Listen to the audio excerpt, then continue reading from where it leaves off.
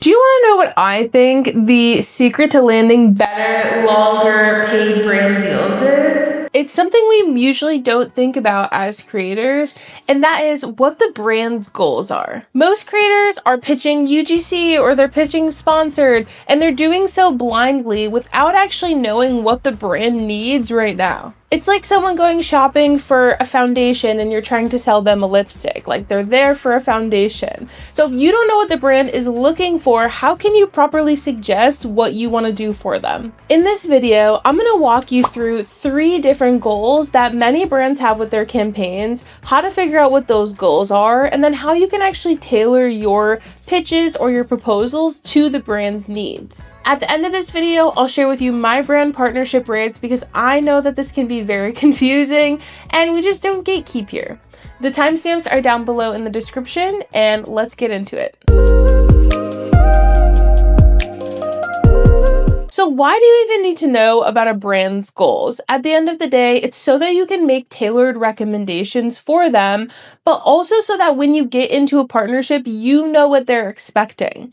In order to get rehired and be a really great brand partner, most brands are going to want you to do something for them, right? That's why you're getting hired. So with most campaigns, there's a specific outcome that brands are looking for. And it's kind of like going into it blind if you have no idea what that outcome even is. There are 3 main types of different campaign goals that I find most brands are looking for. And sometimes it's a combination of these 3, or sometimes it's one that they're really looking for specifically. But in knowing the difference between these is going to be a huge make it or break it deal when it comes to actually landing partnerships. The first one is the most obvious, and that is the conversion campaign. Conversion is basically when a brand hires you to actually convert your followers into customers. So they want you to make sales. Simply put, most of the time we'll see that this is a conversion campaign when you are getting a discount code or a trackable link because the brand actually wants to see how much traffic you're bringing to their website or how many sales you're actually bringing in. Maybe the brand wants sales, they want app installs, they want, coupon code usage, etc. The types of creators that very often get hired for campaigns like this are the ones who are genuinely making really great sales and have the data to prove it. So a lot of creators who are using, affiliate links super frequently and have data to show that yes, when I use an affiliate link and post it, a lot of people are actually tapping in and buying it. That is a great situation to be in if the brand is looking for someone who's going to convert, because you have proof that you can actually convert your followers into customers of something. The best type of content, in my opinion, for a conversion campaign are the ones that are going to make people be able to purchase most easily. So Instagram stories are great for that because we can use those link stickers that can automatically bring people to the links. Maybe it's going to be a carousel or a reel, whatever you think could get the most reach or reach those people who are going to purchase. But maybe you're going to use a ManyChat automation that will really help to actually get people to be able to click on the link a lot easier. Those are a few different options for when a brand is asking for a conversion campaign or has conversion as their goal. You can suggest those things to specifically be targeted towards their goals. Now, second is the content campaign. Believe it or not, a lot of brands are really not into the idea of spending thousands and thousands of dollars on hiring a ton of models and photographer and makeup artists and stylists and editors and all of these different things for a campaign photo shoot, when realistically they could just hire a bunch of creators to kind of do the work for them and have a bunch of different faces in the same campaign. So with a content campaign, this is really where the brand is actually hiring creators mostly for the purpose of getting content for them.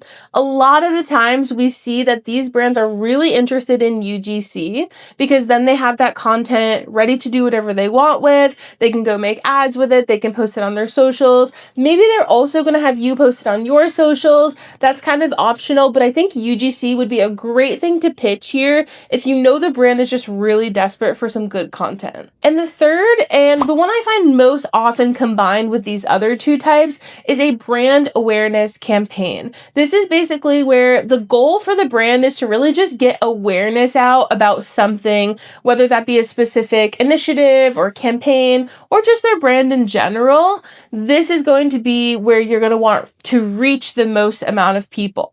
So for example, say a brand is going cruelty free and they want to make a really big splash about it. They may hire a bunch of creators to literally just talk about how the brand is cruelty free. It might not be about a specific product. They may not be expecting people to immediately go to the website and purchase something, but maybe next time you're at the store and you see the brand and you go, oh, they're cruelty free now, like I want to support them. You have that kind of planted in your mind. Maybe it is a new product that the brand's coming out with, something really cool and fun, and they specifically want people to be aware that this new product exists. Maybe again, it's just the brand in general and they just want to reach as many people and let people know about their brand, but maybe they're not immediately expecting conversion. I think this happens very often when it is a higher ticket product, like a $5,000 mattress or something, or very often we see car companies sponsoring influencers. We're not expecting people to go on the website and buy a $5,000 mattress or a $20,000, $50,000 car or whatever right at this moment. We just want to kind of plant some awareness of the brand, maybe their morals, their ethics, their initiatives into the customer's mind. And that would be an example of brand awareness as a goal. For brand awareness, the goal is really reach, right? Like they want to reach as many people as possible. So a lot of the times they will hire maybe larger creators for this, or creators who have really great reach on their content. Now, once you know all of the goals of the brand, again, it could be a combination of these. This really allows you to tailor your proposal to exactly what that brand is looking for. For example, if you know that the brand wants conversion and you're offering just UGC to them, that might not really align super well with their goals. And this is actually one of the reasons why I approach UGC and sponsored pitching or brand outreach exactly the same. How am I supposed to pitch UGC if I don't know the brand needs UGC, but maybe they need sponsored, but I haven't said that I do anything sponsored? So I personally like to introduce myself to the brand, learn more about them and their goals in this moment, and then tailor a proposal to their exact needs. If all of this feels really confusing or maybe even really exciting, you do not have to do this alone. You have a hype squad ready to cheer you on and help you through all of these sometimes confusing situations with Social Suite. Social Suite is our private creator community where we have over 150 other creators who are figuring it out, same as you.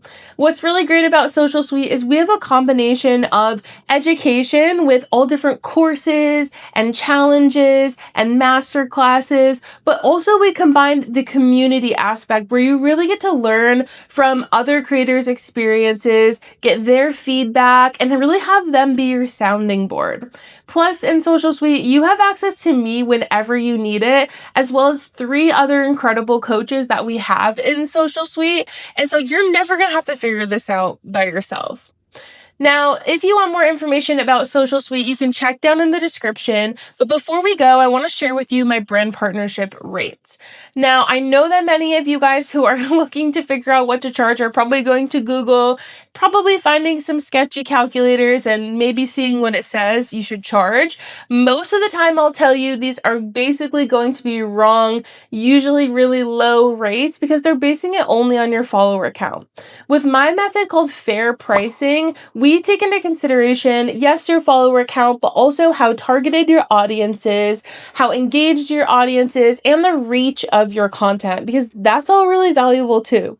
With fair pricing in the worksheet that we have down in the description for free for you to download right now, as a creator with under 30,000 followers, I actually charge about $2,000 for an Instagram reel and about $1,000 for a TikTok video. I hope this video today was super helpful for you guys, and I will see you again next week.